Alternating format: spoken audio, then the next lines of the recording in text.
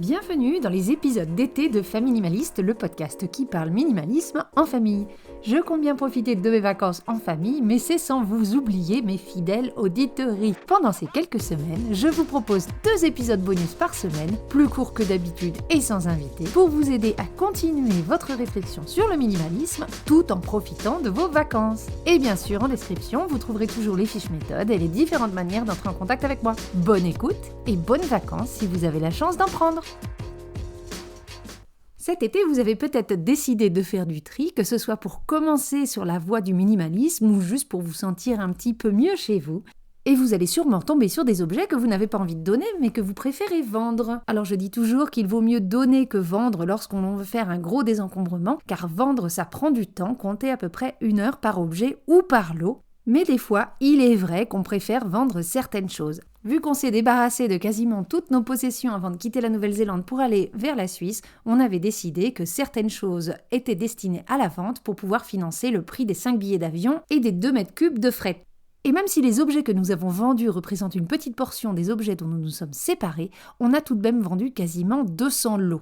Alors si on est arrivé aussi haut dans le nombre de lots, c'est que mon mari est charpentier. En Nouvelle-Zélande, les charpentiers doivent avoir leur propre matériel pour travailler. Donc vous imaginez bien qu'on a eu énormément d'outils à vendre. Alors on était contents parce qu'effectivement les ventes ont couvert les prix des billets d'avion et du fret qui avaient triplé vu qu'on est parti juste après la fin du Covid. Enfin la fin, pas tout à fait, mais en tout cas on est parti au moment où ils ont réouvert les frontières de la Nouvelle-Zélande. Mais franchement, si c'était à refaire, je me poserais la question 2 fois parce que c'est énormément de travail.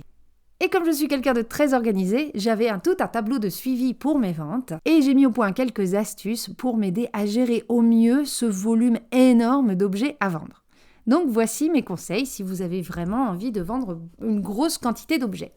Le premier conseil, c'est de regrouper toutes vos tâches. Ce qui prend le plus de temps à mon goût, c'est de prendre les photos, de rédiger les annonces et de gérer les envois à la poste. Assez rapidement, j'ai compris qu'en regroupant ces tâches-là, je gagnais énormément de temps. Donc 1 fois par semaine, je prenais en photo tous les objets que je voulais vendre, puis je faisais toutes les annonces les unes après les autres, et en ce qui concerne les envois à la poste, je prévenais toujours que je ne faisais les envois que le mardi, chose que je ne faisais pas au début, j'envoyais les choses au fil de l'eau et je perdais un temps fou en transport et en temps passé à la poste.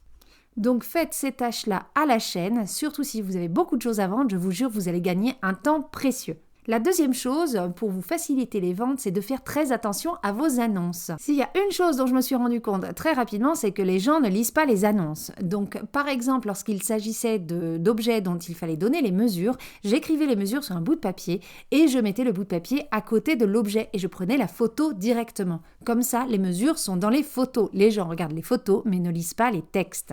Si la chose que je vendais venait avec un mode d'emploi, pareil, je prenais une photo de ce mode d'emploi. Ça m'a évité un grand nombre de questions. Je ne faisais pas ça au début et j'ai vite appris que c'était ce qu'il fallait faire.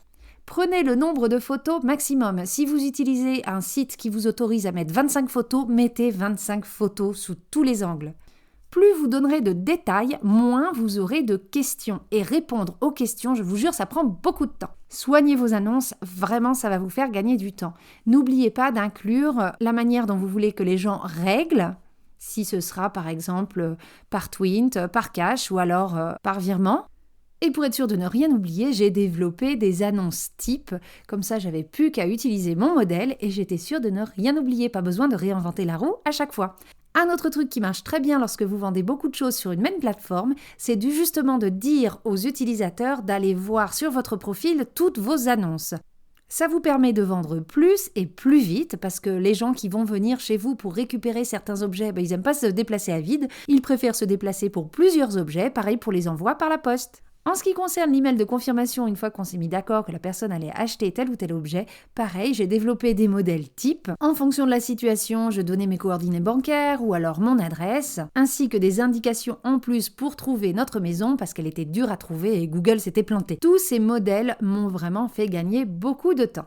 Si vous n'avez pas envie de réinventer la roue, je mets tous ces modèles à votre disposition. Vous verrez le lien en description et vous pourrez recevoir mon guide gratuit pour gérer vos annonces en ligne. Et enfin, mon dernier conseil, c'est de faire un tableau de suivi. Moi, j'ai utilisé Trello, mais on peut utiliser même un papier et un crayon. Le but est de savoir ce qui est en vente sur quelle plateforme, qui a acheté telle ou telle chose, est-ce que c'est des choses à envoyer, est-ce que ce sont des choses à venir chercher. Au bout d'un moment, on se perd.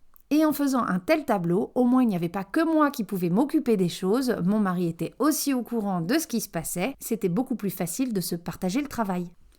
Voilà pour l'épisode bonus de cette semaine. J'espère qu'il vous aura plu et n'oubliez pas, si vraiment ça vous prend trop la tête de vendre toutes ces choses-là, donnez-les. Si vous découvrez ce podcast à travers mes séries spéciales d'été, je vous invite à découvrir mes autres épisodes qui durent entre 20 et 30 minutes. En solo ou en duo, je partage avec vous astuces, méthodes et réflexions pour vivre une vie concentrée sur l'essentiel et débarrassée du superflu. Si vous êtes en vacances, si vous avez la chance d'être en vacances, je vous souhaite un excellent moment. Si vous êtes encore au travail, bon courage. Et en attendant, n'oubliez pas, vivre avec moins, même en vacances, c'est vivre avec mieux.